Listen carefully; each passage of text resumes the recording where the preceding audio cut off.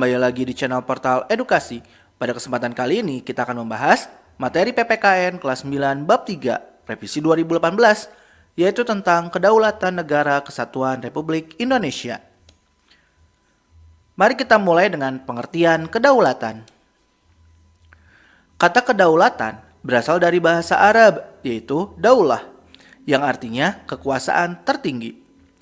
Kedaulatan adalah kekuasaan yang tertinggi untuk membuat undang-undang dan melaksanakannya dengan semua cara yang tersedia.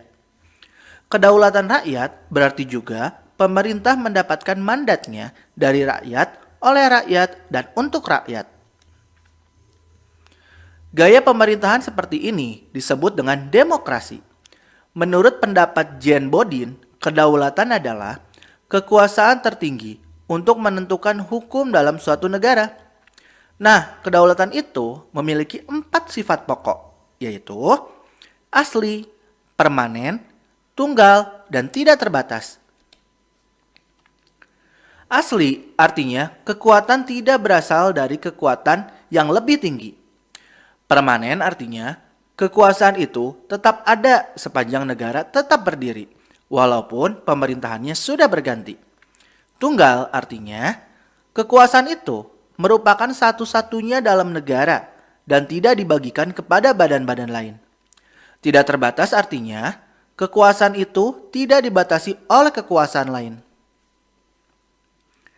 Negara yang berdaulat adalah negara yang mempunyai kekuasaan tertinggi atas suatu pemerintahan negara. Kedaulatan atau kekuasaan tertinggi suatu negara terdiri atas 2 bentuk, yaitu kedaulatan ke dalam dan kedaulatan keluar. Kedaulatan ke dalam berarti mempunyai kekuasaan penuh untuk mengatur pemerintahan sendiri dan mengolah semua sumber daya alam tanpa ada campur tangan negara lain. Sedangkan kedaulatan keluar berarti mempunyai kekuasaan untuk berhubungan dan bekerja sama dengan bangsa lain tanpa terikat oleh kekuasaan lain. Selanjutnya kita masuk ke teori kedaulatan. Ada beberapa teori kedaulatan, yaitu teori kedaulatan Tuhan, teori kedaulatan raja, teori kedaulatan negara, teori kedaulatan hukum, dan teori kedaulatan rakyat. Untuk ini kita akan bahas lebih dalam ya. Kita mulai dengan teori kedaulatan Tuhan. Teori kedaulatan Tuhan merupakan teori kedaulatan yang pertama dalam sejarah. Menurut teori kedaulatan Tuhan, kekuasaan yang berasal dari Tuhan itu diberikan kepada tokoh-tokoh negara terpilih, yang secara kodrati ditetapkannya menjadi pemimpin negara dan berperan selaku wakil Tuhan di dunia. Pelopor teori kedaulatan Tuhan antara lain Augustinus, Thomas Aquino, F. Hegel, F.J. Stahl.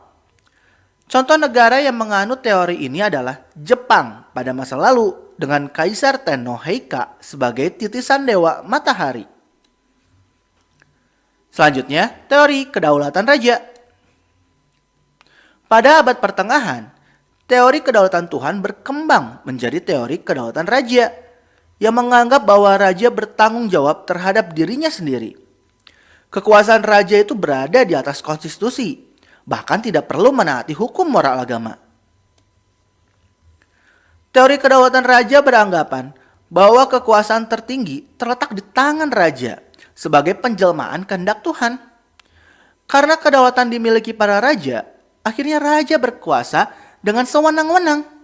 Bahkan Raja Louis ke-14 dari Prancis dengan sombongnya berkata, "L'État c'est moi," yang artinya negara adalah saya. Selanjutnya, teori kedaulatan negara. Menurut teori kedaulatan negara, kekuasaan tertinggi terletak pada negara. Hukum dan konstitusi lahir menurut kehendak negara dan diabdikan kepada kepentingan negara. Para penganut teori ini melaksanakan pemerintahan tirani melalui sikap kepala negara yang diktator. Peletak dasar teori ini antara lain Jean Bodin, F. Hegel, G. Jelinek, Paul Laban. Selanjutnya, teori kedaulatan hukum. Berdasarkan pemikiran teori kedaulatan hukum, kekuasaan pemerintah berasal dari hukum yang berlaku. Hukumlah, baik yang tertulis maupun tidak tertulis, yang membimbing kekuasaan pemerintah dan menjadi kekuasaan tertinggi dalam negara. Hukum bersumber dari rasa keadilan dan kesadaran hukum.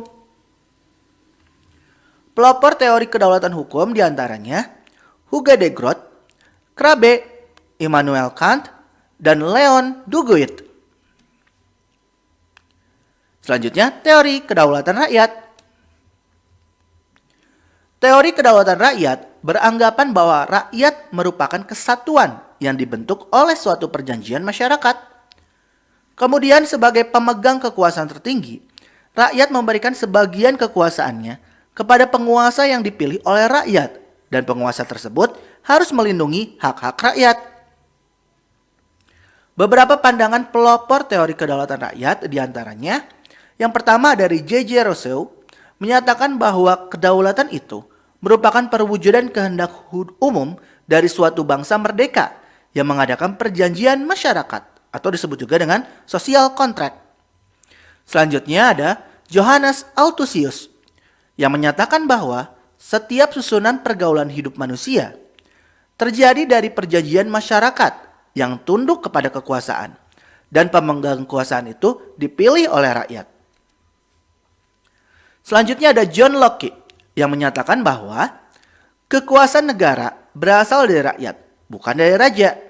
Menurutnya, perjanjian masyarakat menghasilkan penyerahan hak-hak rakyat kepada pemerintah, dan pemerintah mengembalikan hak dan kewajiban asasi kepada rakyat melalui peraturan perundang-undangan. John Locke menyimpulkan bahwa terbentuknya negara itu melalui dua hal. Yang pertama, Pactum Unionis, yaitu perjanjian antara individu untuk membentuk suatu negara. Dan ada juga Pactum Subjectionis, yaitu perjanjian antara individu dan wadah atau negara untuk memberi kewenangan atau mandat kepada negara berdasarkan konstitusi atau undang-undang dasar.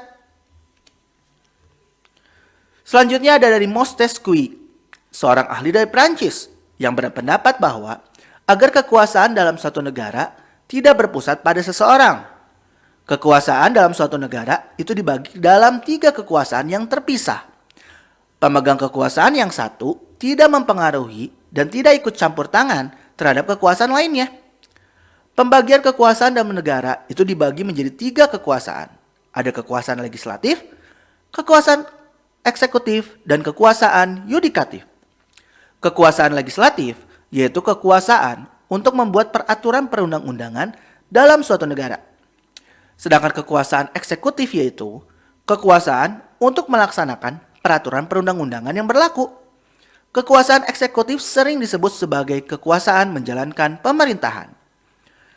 Berikutnya, kekuasaan yudikatif yaitu kekuasaan untuk menegakkan peraturan perundang-undangan yang berlaku apabila terjadi pelanggaran. Kekuasaan yudikatif sering disebut sebagai kekuasaan kehakiman.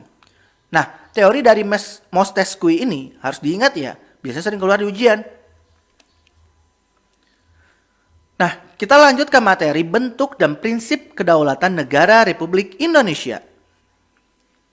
Landasan hukum negara Indonesia itu menganut kedaulatan rakyat yang ditegaskan dalam Undang-Undang Negara Republik Indonesia tahun 1945, yaitu pada pembukaan UUD Negara Republik Indonesia tahun 1945 alinea keempat, dan juga pasal 1 ayat 2 UUD 1945. Selain menganut teori kedaulatan rakyat, negara Republik Indonesia dipertegas dengan kedaulatan hukum dalam UUD 1945 pasal 1 ayat 3 dan pasal 27 ayat 1. Nah, prinsip-prinsip kedaulatan negara Republik Indonesia yaitu negara Indonesia adalah negara kesatuan yang berbentuk republik. Kedaulatan berada di tangan rakyat dan dilaksanakan menurut Undang-Undang Dasar. Negara Indonesia adalah negara hukum. Presiden tidak dapat membekukan dan atau membubarkan DPR. Menteri-menteri diangkat dan diberhentikan oleh presiden. MPR hanya dapat memberhentikan presiden dan atau wakil presiden dalam masa jabatannya menurut Undang-Undang Dasar. Prinsip negara kedaulatan rakyat itu memiliki hubungan yang erat dengan makna demokrasi. Demokrasi sendiri berasal dari kata demos dan kratein. Demos artinya rakyat dan kratein artinya pemerintahan. Abraham Lincoln mengartikan demokrasi sebagai pemerintahan dari rakyat, oleh rakyat, dan untuk rakyat. Nah, istilah dari Abraham Lincoln ini harus diingat ya, biasanya sering keluar. Kemudian Budiarjo pada tahun 2003 mengemukakan sejumlah syarat dasar untuk terselenggaranya pemerintah yang demokratis di bawah rule of law, yaitu perlindungan konstitusional, badan kehakiman yang bebas dan tidak memihak, pemilihan umum yang bebas, kebebasan untuk menyatakan pendapat, kebebasan untuk berserikat atau berorganisasi dan beroposisi, serta pendidikan kewarganegaraan. Nilai lebih demokrasi Pancasila adanya penghargaan terhadap hak asasi manusia dan hak minoritas. Nah, peranan rakyat dalam pelaksanaan demokrasi di Indonesia itu dapat dilihat dengan pengisian keanggotaan MPR, pengisian keanggotaan DPR melalui pemilu, pengisian keanggotaan DPD, pemilihan presiden dan wakil presiden dalam satu paket pasangan secara langsung, serta pemilihan kepala daerah dan wakil kepala daerah.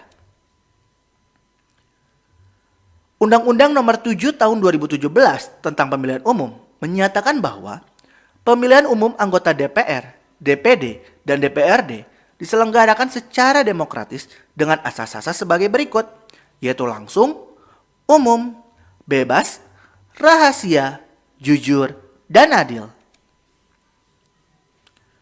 Selanjutnya kita pelajari perkembangan demokrasi di negara Republik Indonesia.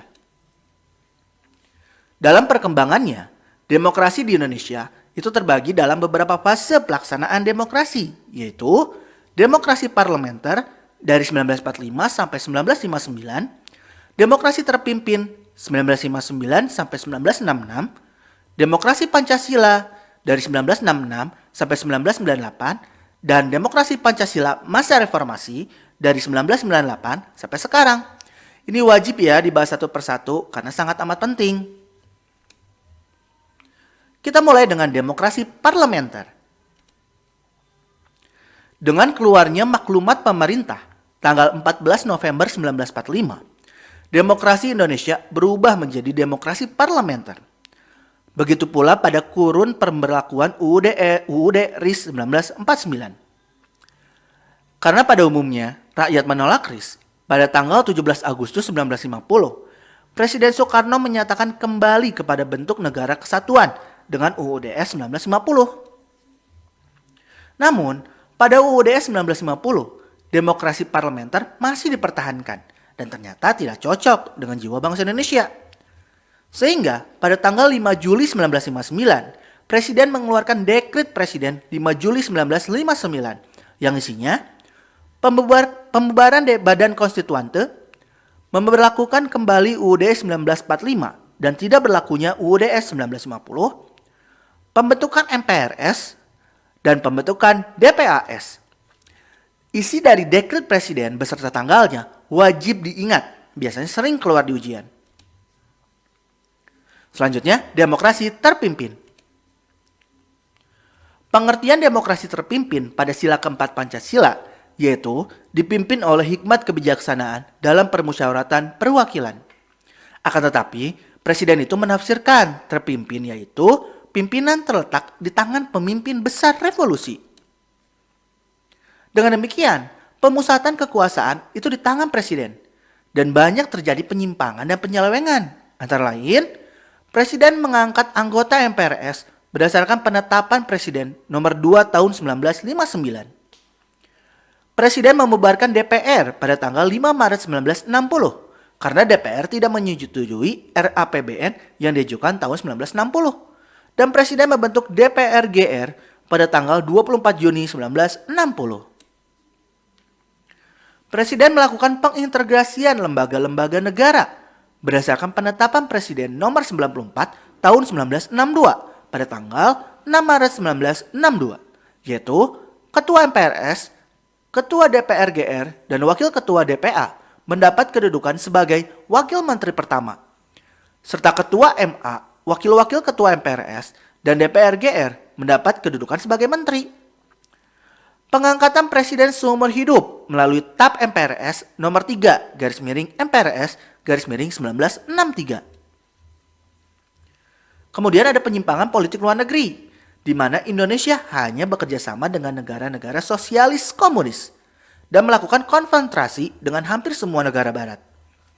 Kemudian Presiden membubarkan Partai Masyumi dan Partai Sosialis Indonesia yang sesuai dengan nilai-nilai Pancasila, tetapi memberikan kesempatan berkembangnya Partai Komunis Indonesia yang jelas-jelas bertentangan dengan nilai Pancasila. Nah, keadaan negara yang tidak stabil itu menimbulkan reaksi dari berbagai kalangan masyarakat, terutama para pemuda, pelajar, dan mahasiswa. Sehingga muncullah 3 tuntutan rakyat atau dikenal dengan Tritura, yang isinya bubarkan PKI, bersihkan kabinet dari unsur PKI, turunkan harga dan perbaiki ekonomi. Nah, isi dari Tritura ini wajib dihafalkan karena biasanya sering keluar.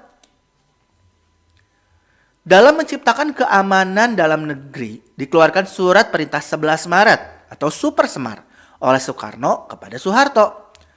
Tidak lama kemudian, masa kepemimpinan negara beralih dari Presiden Soekarno kepada Presiden Soeharto dan dikenallah dengan istilah Orde Baru.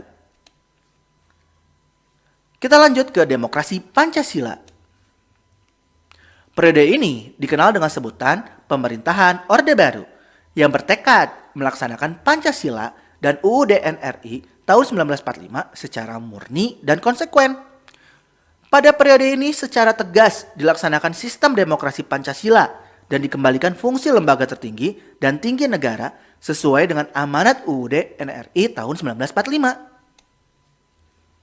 Demokrasi berlandaskan Pancasila dan UUD Negara Republik Indonesia tahun 1945 itu memiliki keunggulan, antara lain mengutamakan pengambilan keputusan dengan musyawarah mufakat dalam semangat kekeluargaan, mengutamakan keselarasan dan keseimbangan antara hak dan kewajiban antara kepentingan pribadi dan kepentingan umum, lebih mengutamakan kepentingan dan keselamatan bangsa di atas kepentingan pribadi dan golongan. Namun, pada pelaksanaannya, akibat dari kekuasaan dan masa jabatan presiden yang tidak dibatasi periodenya, maka kekuasaan menumpuk pada presiden, sehingga terjadilah penyalahgunaan kekuasaan. Nah, beberapa buktinya adalah adanya KKN, kebebasan bicara dibatasi, serta lembaga negara berfungsi sebagai alat kekuasaan pemerintah. Maka muncullah gerakan reformasi oleh mahasiswa yang menuntut reformasi dalam berbagai bidang. Puncaknya adalah dengan pernyataan pengunduran diri Soeharto sebagai presiden, kemudian digantikan oleh B.J. Habibie yang pada saat itu menjabat sebagai wakil presiden. Selanjutnya demokrasi Pancasila masa reformasi dari 1998 sampai sekarang. Demokrasi yang dikembangkan pada masa reformasi pada dasarnya adalah demokrasi berdasarkan pada Pancasila dan UUD 1945 dengan penyempurnaan pelaksanaannya dan perbaikan peraturan-peraturan yang tidak demokratis. Sukses atau gagalnya suatu transisi demokrasi itu sangat bergantung kepada beberapa hal, yaitu komposisi elit politik, desain institusi politik, kultur politik atau perubahan sikap terhadap politik di kalangan elit dan non-elit, serta peran civil society untuk menciptakan kultur toleransi yang mengajarkan keterampilan dan nilai-nilai demokrasi, sikap kompromi, serta menghargai pandangan yang berbeda. Selanjutnya kita masuk ke materi baru, yaitu perkembangan sistem pemerintahan di negara Republik Indonesia. Di Indonesia, sistem pemerintahan itu mengalami berbagai perubahan sesuai perubahan politik kenegaraan. Antara lain, sistem parlementer, sistem semi-parlementer, dan sistem presidensial. Ini juga harus dibahas lebih rinci ya, karena penting. Kita mulai dengan sistem parlementer. Sistem parlementer adalah sebuah sistem pemerintahan di mana parlemen memiliki peranan penting dalam pemerintahan. Kepala pemerintahan itu dipegang oleh Perdana Menteri, sedangkan kepala negara hanya sebatas seremonial dengan sedikit kekuasaan. Kelebihan dari sistem parlementer adalah kefleksibilitasannya dan tanggapannya kepada publik. Kekurangan sistem parlementer adalah sering mengarah ke pemerintahan yang kurang stabil. Ciri-ciri dari sistem parlementer adalah adanya pemisahan yang jelas antara kepala pemerintahan dengan kepala negara. Kepala pemerintahan adalah Perdana Menteri dan kepala negara adalah Presiden ataupun Raja ataupun Sultan ataupun Kaisar. Kepala pemerintahan dipilih oleh parlemen atau Dewan Perwakilan Rakyat. Selanjutnya, sistem semi-parlementer. Sebagai hukum dasar dalam penyelenggaraan pemerintahan RIS, maka pada tanggal 27 Desember 1949 disahkanlah UUDS RIS. Hal tersebut berdampak pada bentuk negara, yaitu berbentuk federasi dengan sistem pemerintahan semi-parlementer. Mengapa? Karena menteri diangkat oleh presiden, perdana menteri diintervensi oleh presiden, kabinet dibentuk oleh presiden, menteri-menteri secara perorangan dan keseluruhan bertanggung jawab kepada parlemen, presiden berkedudukan sebagai kepala negara dan kepala pemerintahan. Selanjutnya, sistem presidensial. Menurut Rod Hedju, pemerintahan presidensial itu terdiri atas 3 unsur, yaitu presiden yang dipilih rakyat memimpin pemerintahan dan mengangkat pejabat-pejabat pemerintahan. Presiden dengan Dewan Perwakilan memiliki masa jabatan yang tetap, tidak bisa saling menjatuhkan. Serta tidak ada status yang tumpang tindih antara badan eksekutif dan badan legislatif.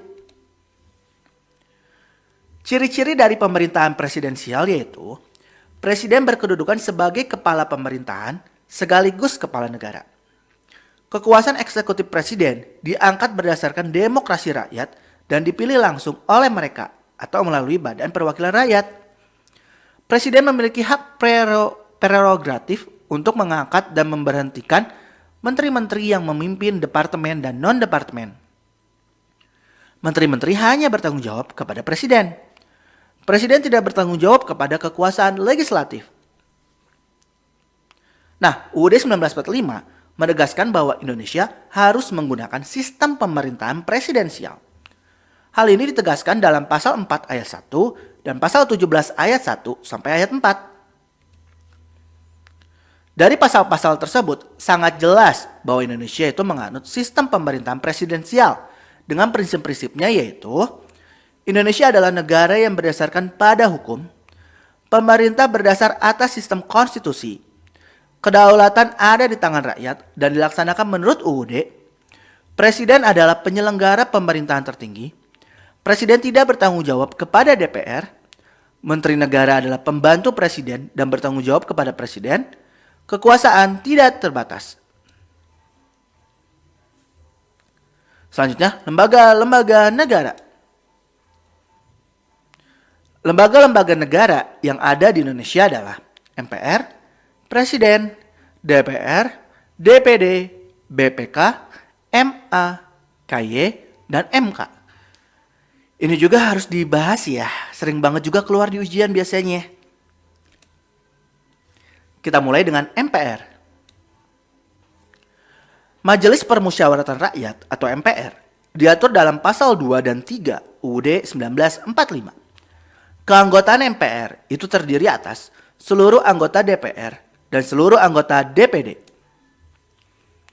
Tugas dan wewenang MPR yaitu mengubah dan menetapkan undang-undang dasar, melantik presiden dan atau wakil presiden, memberhentikan presiden dan atau wakil presiden dalam masa jabatannya menurut UUD, memilih wakil presiden dari 2 calon yang diusulkan oleh presiden dalam hal terjadi kekosongan wakil presiden, memilih presiden dan wakil presiden dari 2 pasangan calon presiden dan wakil presiden yang diusulkan oleh partai politik atau gabungan partai politik yang pasangan calon presiden dan wakil presidennya meraih suara terbanyak pertama dan kedua dalam pemilihan umum sebelumnya sampai berakhir masa jabatannya.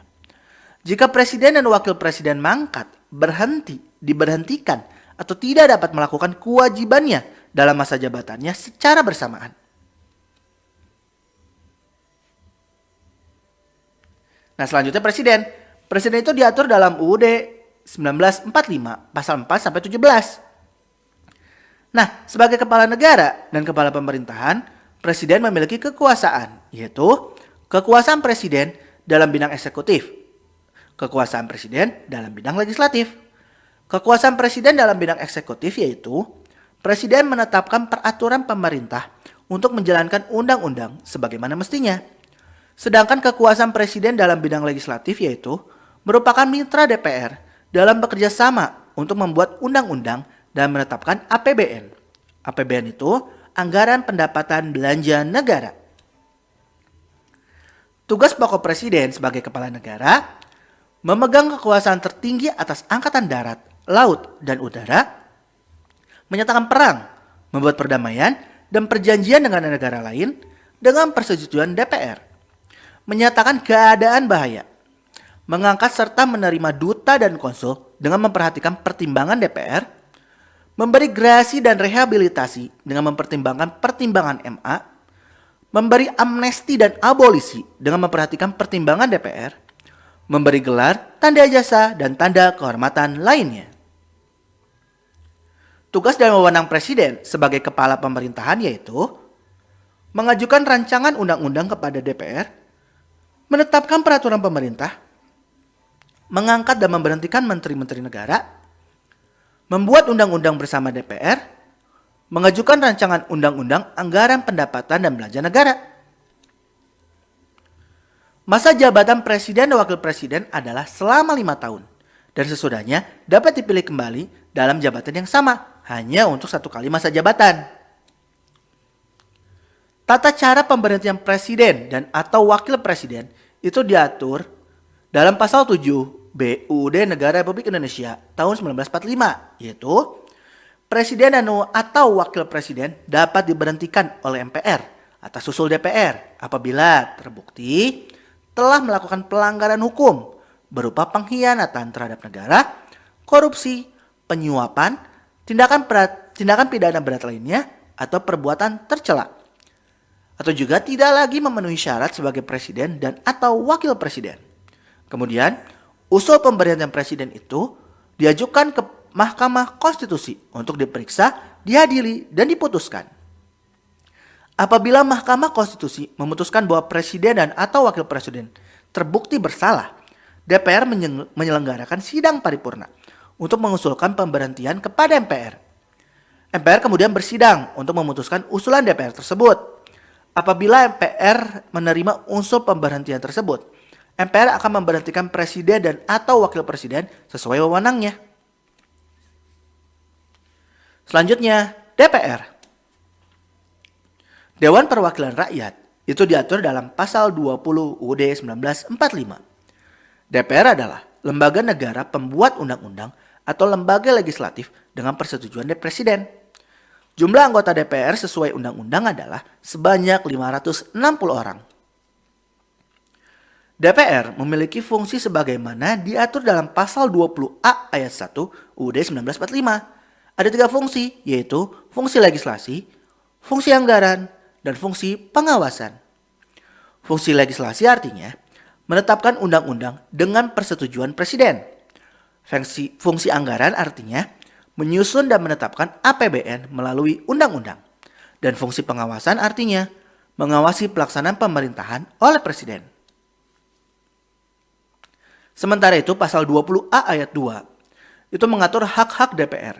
Ada 3 hak, yaitu hak interpelasi, hak angket, dan hak mengeluarkan pendapat. Hak interpelasi artinya hak DPR untuk meminta keterangan kepada pemerintah dalam menjalankan pemerintahan. Hak angket artinya hak DPR untuk melakukan penyelidikan mengenai kebijakan pemerintah yang diduga bertentangan dengan hukum. Kemudian hak mengeluarkan pendapat artinya hak DPR untuk menyampaikan pendapat atau usul mengenai kebijakan pemerintah. Hak istimewa DPR ini wajib dihafalkan. Biasanya sering keluar di ujian ya. Selanjutnya, DPD.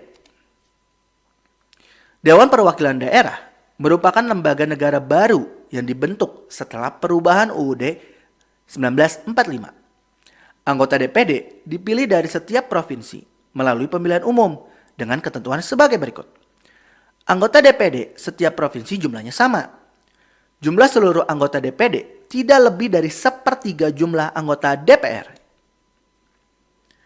Tugas dan wewenang DPD itu ditegaskan dalam pasal 22D UUD 1945, yaitu mengajukan rancangan undang-undang berkaitan dengan otonomi daerah, hubungan pusat dan daerah, pembentukan dan pemekaran serta pengembangan daerah, pengelolaan sumber daya alam dan sumber daya ekonomi lainnya, serta berkaitan dengan perimbangan keuangan pusat dan daerah. Kemudian membahas rancangan undang-undang berkaitan dengan otonomi daerah, hubungan pusat dan daerah, pembentukan dan pemekaran serta pengembangan daerah, pengelolaan sumber daya alam dan sumber daya ekonomi lainnya, serta perimbangan keuangan pusat dan daerah. Selain itu, DPD berwenang memberikan pertimbangan kepada DPR atas rancangan undang-undang APBN, pajak, pendidikan, dan agama. Melakukan pengawasan atas pelaksanaan undang-undang tersebut di atas, serta menyampaikan hasil pengawasan kepada DPR. Berhak mengajukan rancangan undang-undang yang berkaitan dengan otonomi daerah dan membahas RUU yang berkaitan dengan daerah. DPD juga berhak memberikan pertimbangan tentang rancangan undang-undang APBN, pajak, pendidikan, dan agama. Selanjutnya, BPK. Badan Pemeriksa Keuangan atau BPK, yaitu lembaga negara yang bertugas untuk memeriksa pengelolaan dan tanggung jawab keuangan negara. Anggota BPK dipilih oleh DPR dengan memperhatikan pertimbangan DPD dan diresmikan oleh Presiden. Keanggotaan BPK sesuai dengan Undang-Undang Nomor 15 Tahun 2006 itu berjumlah 9 orang. Susunan BPK terdiri atas 1 orang ketua, 1 orang wakil, dan 7 orang anggota. Tugas BPK ini ditegaskan dalam pasal 23E UUD 1945, yaitu memeriksa pengelolaan dan tanggung jawab tentang keuangan negara. Selanjutnya, Mahkamah Agung. Mahkamah Agung merupakan lembaga peradilan negara tertinggi dari semua lingkungan peradilan. Kekuasaan kehakiman merupakan kekuasaan merdeka untuk menyelenggarakan peradilan guna menegakkan hukum dan keadilan, yaitu pada pasal 24 ayat 1 UUD 1945. Mahkamah Agung itu memiliki wewenang, yaitu mengadili pada tingkat kasasi, menguji peraturan perundang-undangan di bawah undang-undang terhadap undang-undang. Hal ini sering disebut dengan hak uji material. Memilih 3 orang hakim konstitusi Mahkamah Konstitusi. Memberikan pertimbangan kepada Presiden mengenai gerasi dan rehabilitasi. Selanjutnya, Komisi Yudisial. Komisi Yudisial merupakan lembaga negara baru sebagai hasil perubahan ketiga UUD 1945. Wewenang Komisi Yudisial sesuai pasal 24B ayat 1 mengusulkan pengangkatan Hakim Agung atau anggota Mahkamah Agung, menjaga dan menegakkan kehormatan, keluhuran martabat, serta perilaku hakim. Selanjutnya, Mahkamah Konstitusi. Mahkamah Konstitusi merupakan lembaga negara baru sebagai hasil perubahan ketiga UUD 1945. Mahkamah Konstitusi diatur dengan UU nomor 24 tahun 2003. Mahkamah Konstitusi mempunyai 9 orang anggota hakim konstitusi yang ditetapkan oleh Presiden. Anggota MK masing-masing diajukan 3 orang oleh Mahkamah Agung, 3 orang oleh DPR, dan 3 orang oleh Presiden. Nah, tugas dan wewenangnya adalah mengadili pada tingkat pertama dan terakhir untuk menguji undang-undang terhadap Undang-Undang Dasar Negara Republik Indonesia tahun 1945. Memutus sengketa kewenangan lembaga negara yang kewenangannya diberikan oleh UUD 1945. Memutus pembubaran partai politik. Memutus perselisihan hasil pemilu. Kemudian ada juga wajib memberikan putusan atas pendapat DPR mengenai pelanggaran hukum presiden dan atau wakil presiden menurut UUD 1945. Selanjutnya, hubungan antar lembaga. Ini adalah materi terakhir.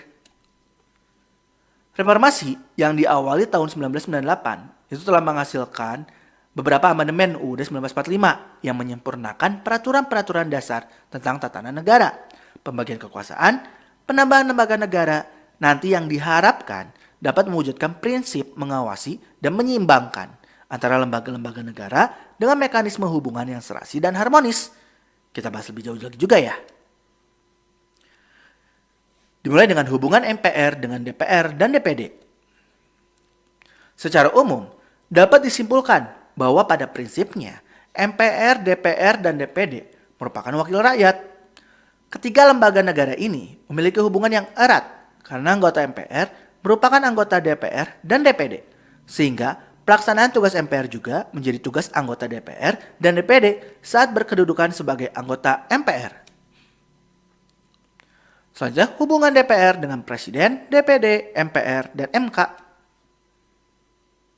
Hubungan DPR dengan Presiden, DPD, dan MK terlihat dalam hubungan tata kerja. Antara lain, menetapkan undang-undang dan pemberhentian Presiden. Selanjutnya, hubungan DPD dan BK. Berdasarkan ketentuan UUD 1945, DPD menerima hasil pemeriksaan Badan Pemeriksa Keuangan dan memberikan pertimbangan untuk pemilihan anggota BPK kepada DPR.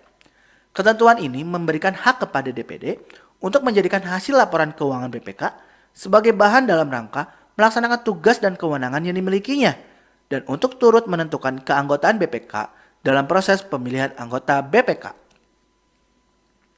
Di samping itu, laporan BPK akan dijadikan sebagai bahan untuk mengajukan usul dan pertimbangan berkenaan dengan RUU APBN. Yang terakhir, hubungan MA dengan lembaga negara lainnya. Dalam hubungannya dengan Mahkamah Konstitusi, Mahkamah Agung mengajukan 3 orang hakim konstitusi untuk ditetapkan sebagai hakim di Mahkamah Konstitusi. Dalam hubungannya dengan Presiden, Mahkamah Agung memberikan pertimbangan tentang grasi dan rehabilitasi. Hubungan MK dengan Presiden, DPR, BPK, DPD, MA, dan KY. MK memiliki hubungan tata kerja dengan semua lembaga negara.